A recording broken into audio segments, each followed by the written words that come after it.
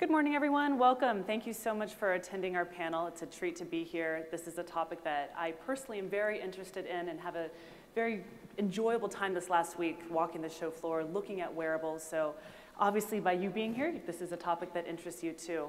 Let me introduce my co-panelist today. To my immediate right is Sonny Vu. A lot of you who are interested in this space also probably have heard his name for years. Currently, he holds the title of President and Chief Technology Officer for Connected Devices for Fossil Group. Welcome, Sonny. Great and to be then here. On the far end, we've got Preston Moxcey. Hello. Preston has been actually in the fashion space for years with Nordstrom, and he was with Fossil Group, and he is now transitioned over to be the general manager of Misfit. So welcome, Preston. Welcome. Hello, thank you.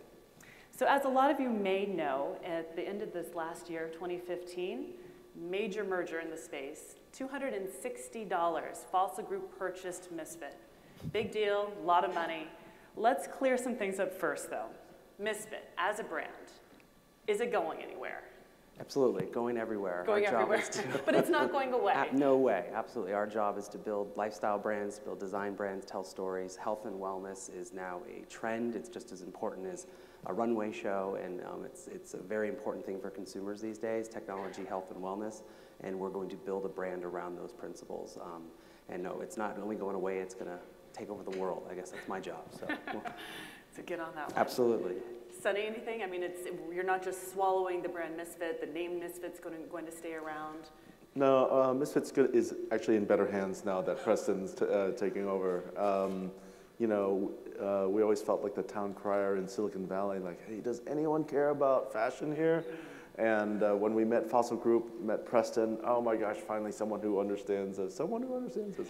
It's great. And so we're in better hands now, and I'm looking to see the brand really explode. Why was this a good fit? You know, why? I'm sure Fossil Group hoarded, you know, perhaps other wearable makers, manufacturers, and perhaps Misfit was even looking for other buyers. But why these two companies? Why did this make sense? You know, we're looking to build a great company that had a clear mission statement, that had a clear point of view about the design language and what we're going to do in health and fitness, digital health. You know, I came from the digital health world, so this was a space that I've always been very passionate about.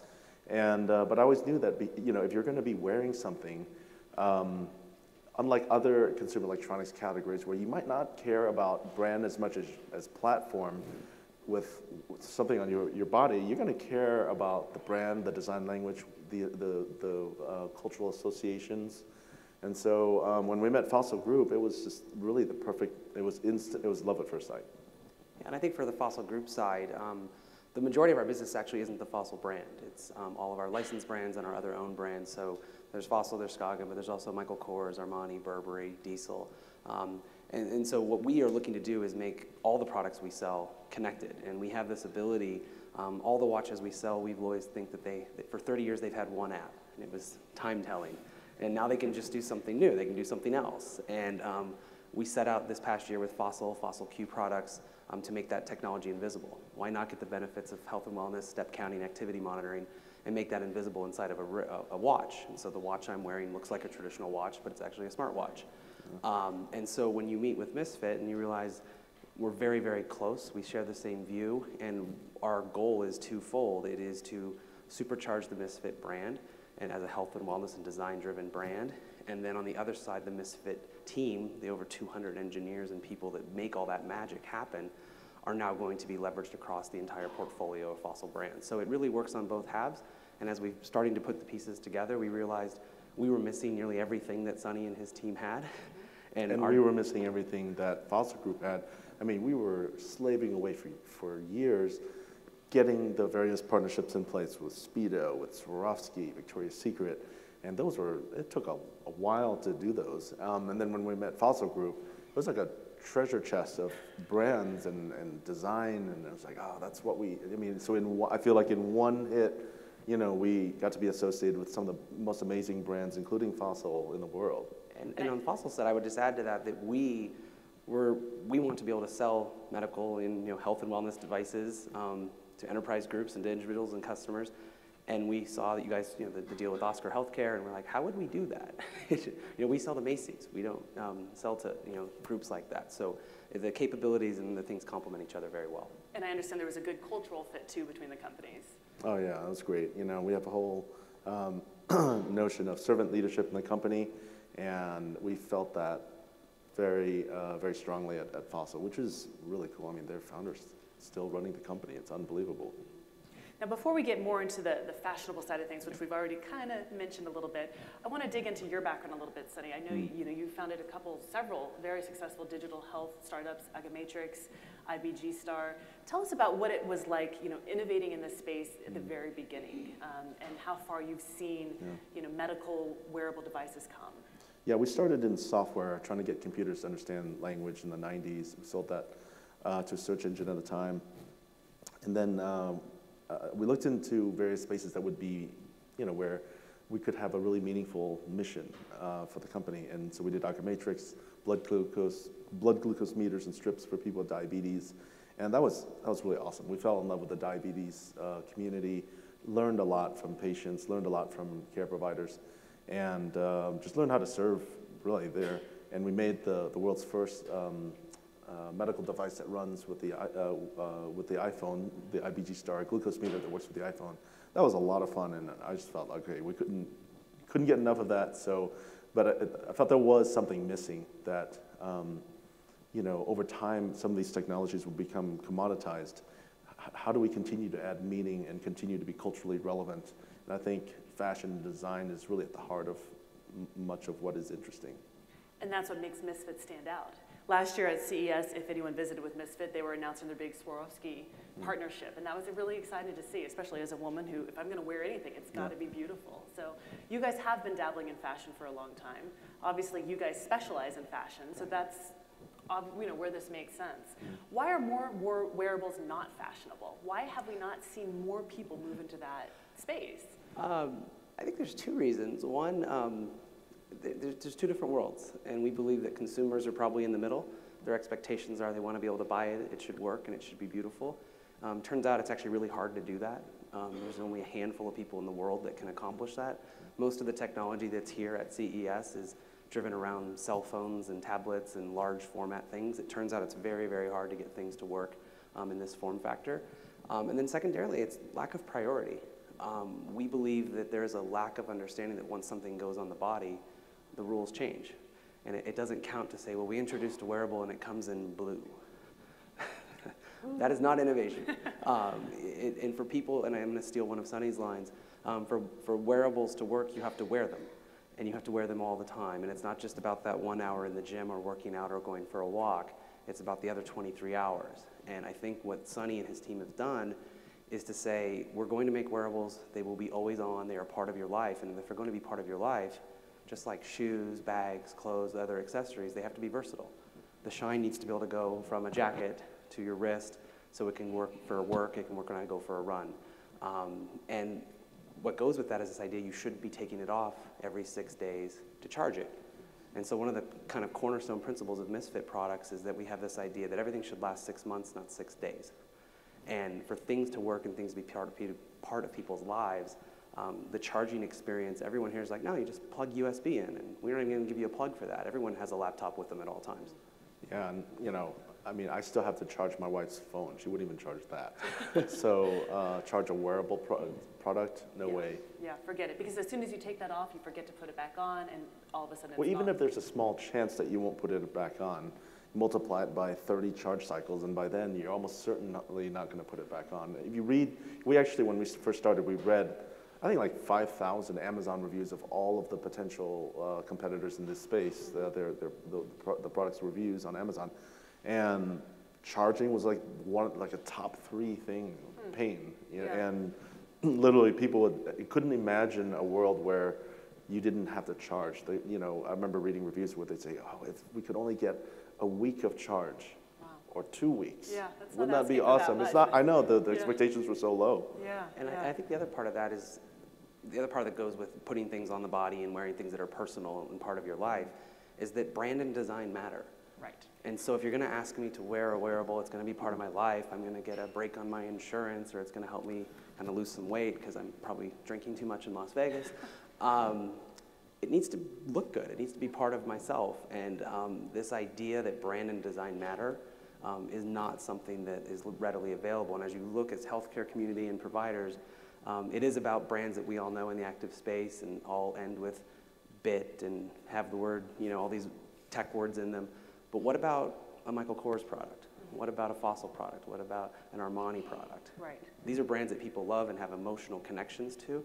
And one of the big drawbacks of most fitness trackers, and all the brands have this issue, is after 3 months, the use really drops off.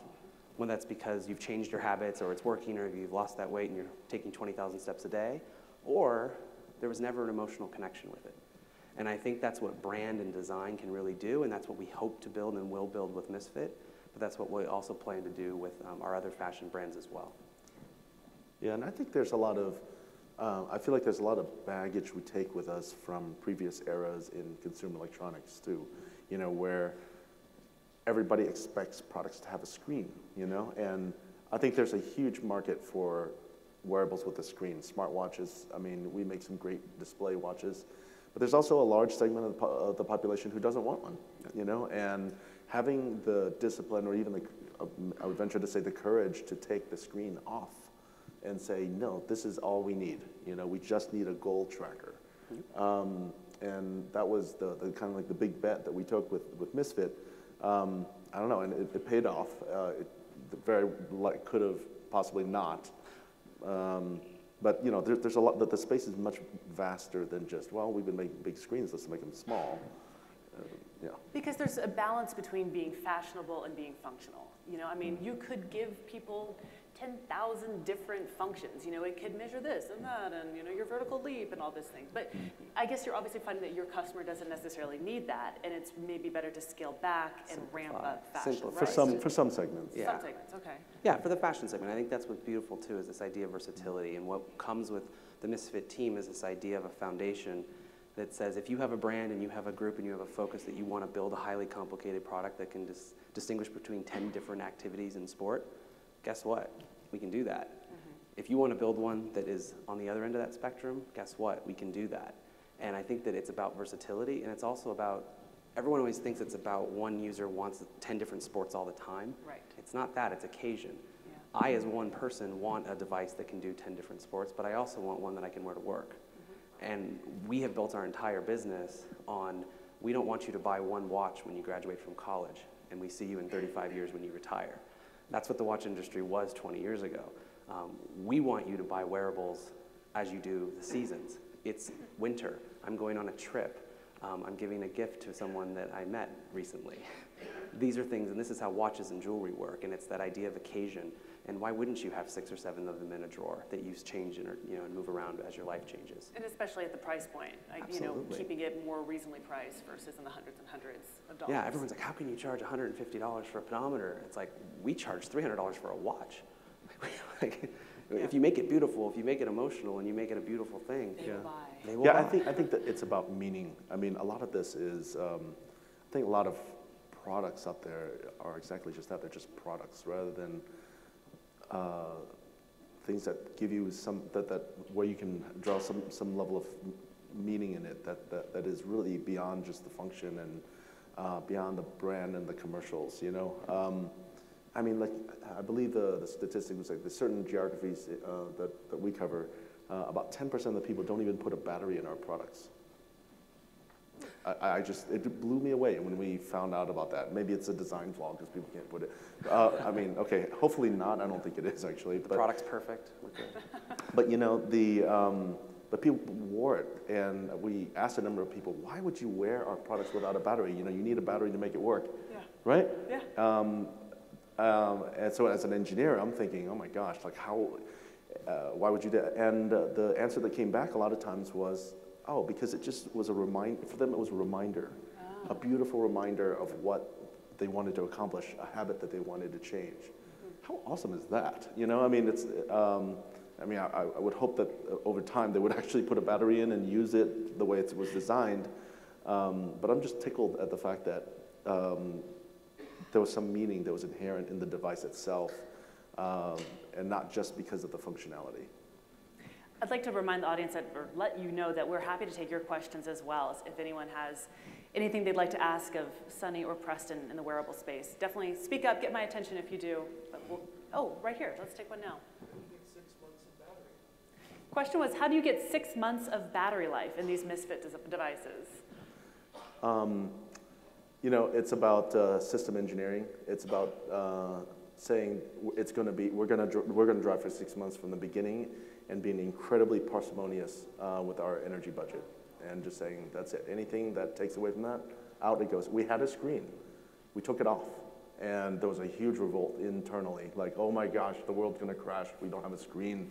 But as we observed users, as we read the thousands of reviews, we realized actually all people cared about was the goals. You know, we watched people use their fuel bands and whatnot, and over time people loved the LEDs. They liked to show it off. And then eventually we realized that they were actually only looking at the goal line. I said, well, why don't we just give people that? Because I think all you need to know is how well you're doing. And maybe you don't even need to know that. You just want to track the data, and that's it. We actually had a button, and that would have saved us a lot of energy, actually. But the button took away from a very clean experience in a design expression. And so we said, you know what, we're going to take the button out. That, again, another revolt. So we actually had to use the sensor to turn it on and off. So it was a lot of fun, but we really thought from the beginning, 6 months and no retreat from that. Yeah, no, all of our products last at least up to 6 months of battery life. So, and the trick now is how do we introduce additional functionality and interesting, meaningful user experiences while maintaining that line. And I think from a non-technical point of view, we have been learning on our side, but also just in fashion, great design is about what you don't do and what you choose not to do, and that editing and that constraining. Every great item, every great product, everything that people tend to connect with, it's something that's been pulled back and is very focused. And if you're disciplined and don't feel like you have to chase every trend just because someone else put it in a press release, you can maintain that. And I think at the end of the day, it's about the consumer experience. If any one of you have traveled, my 2 phones, a battery charger, and 5 other peripherals and a set of headphones are all backstage because I can't wear them on stage. But at least it's an R2D2 charger. It is an R2D2 charger, because I'm that guy. But the point is that that's not a great experience. And at some point, you need to make some choices, and I don't need actually those phones to do so much. I'd really like to have a phone that lasts a week. I don't know how to do that, and if anyone from Samsung's here, that'd be awesome. But you know, it's about choices. I saw a hand up right there. I think we have a microphone if you'd like to. Yeah, have you considered the green energy, like people movement, people heat of body, to be source of the energy?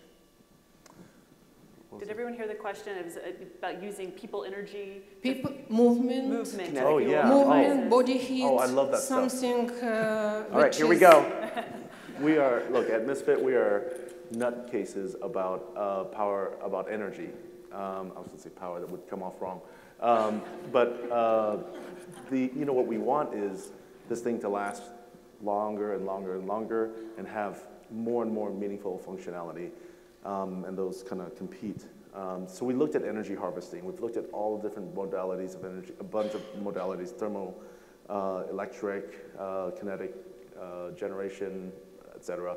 And I think kinetic is quite interesting. There's a cluster of startups around that space, and we haven't really found too many energy harvesting modalities that have worked really well, other than solar, which we worked on using a technology that Swarovski gave us to implement on a solar energy harvesting based system.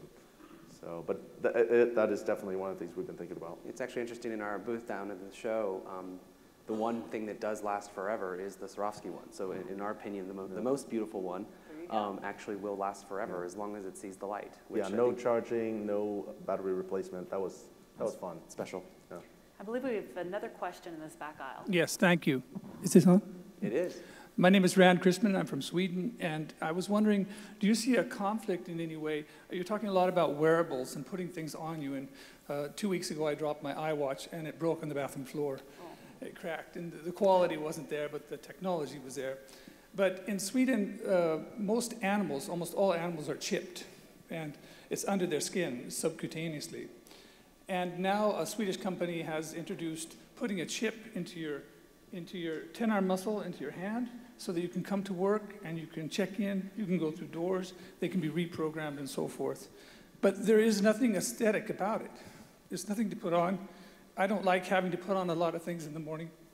What do you think about that? Is there a conflict? Are those things going to be developed? Or because there's no big, name brand on the product, or everyone says, oh, you have a iWatch? I can, if you talk about surgically implanting watches in people, that's an awesome idea to me. But the reality is, like, especially if it's like obligated, that would be amazing.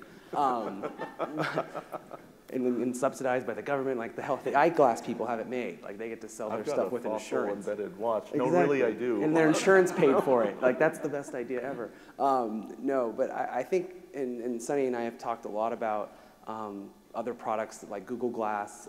You always have to be mindful of these are human beings. There are people, and there are social mores, and there are things that are responsible. And at some point, if and when people find it socially and morally acceptable, whether it's in one country or globally, the good news is there's a million people at this trade show that will figure out a way to do it. But that today, I mean, if you talk about consumers, anytime you talk about something that goes inside or is permanent, there's so much risk. And I think from someone who's outside the tech industry, my view of that has always been tech moves so fast, and you're doing something that's very permanent. Those two things seem to be at odds, but that's the layman's view, and I'm sure someone will probably correct me on that. But I think you have to listen to consumers, and I think that's the one thing that a branded fashion company will always do, no matter what products you sell.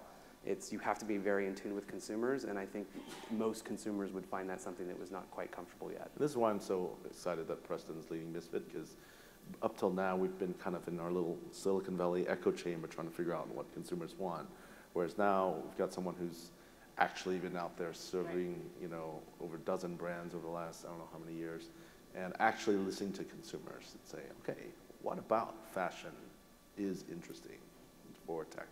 Yep. Another question? Oh, right here in front. He's asking about the data. What are you going to do with the data that you'll be collecting? Are you going to make it available to other systems that they can benefit from your customers? Not if users don't let us. I mean, it's the data belongs to the user, so they can delete it, move it, share it as they wish. And if they want us to share it with other systems that will benefit them, then we would. Yeah, and I think from the product side of it, I think the most thing that we're most excited about is we now have data to make the product better.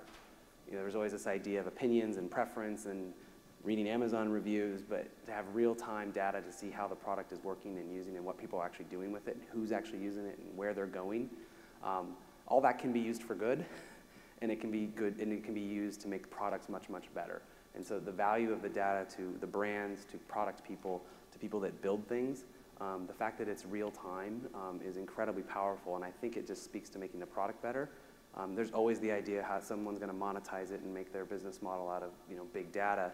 That's true, but you can monetize data to make killer product, and I think that's the other way to do that. I mean, the three big areas, right? Coaching, analytics, and algorithm development are of great interest.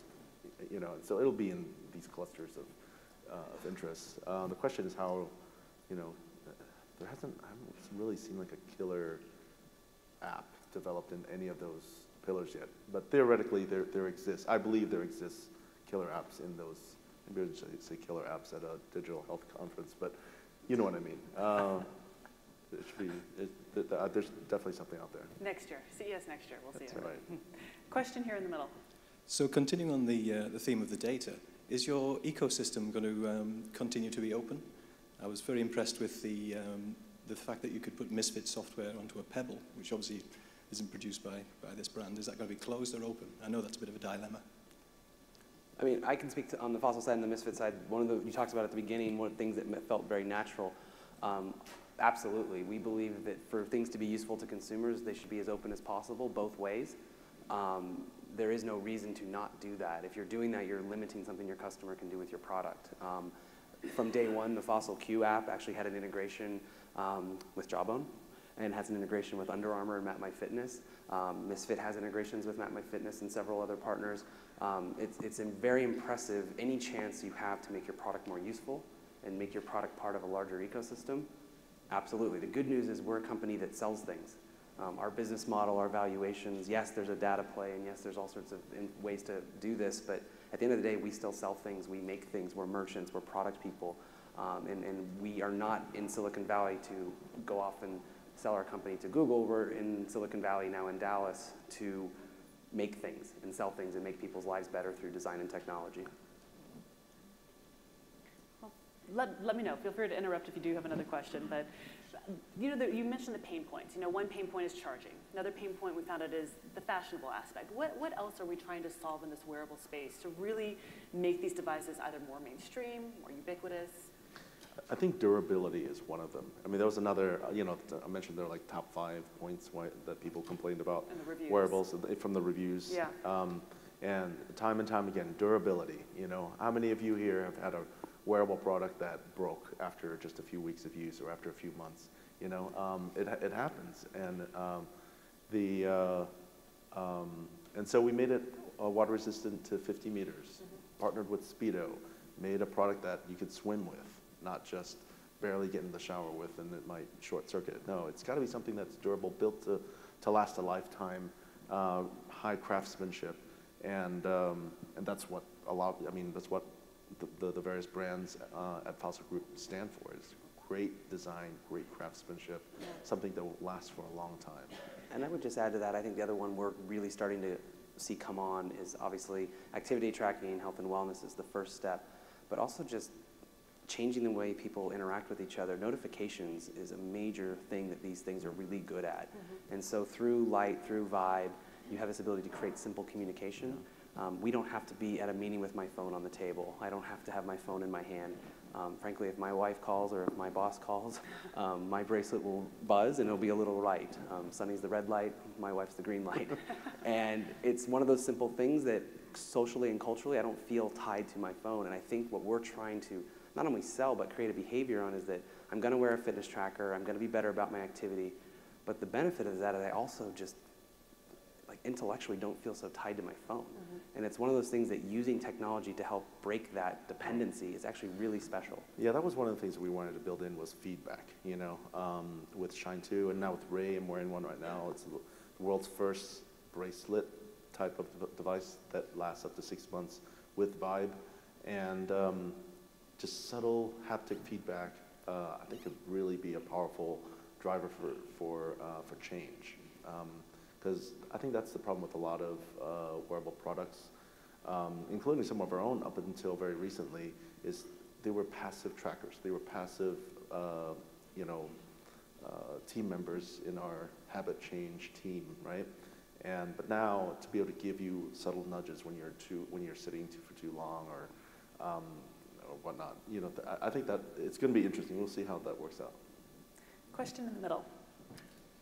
Hi there, this is Mike Sanders from Starfish Medical.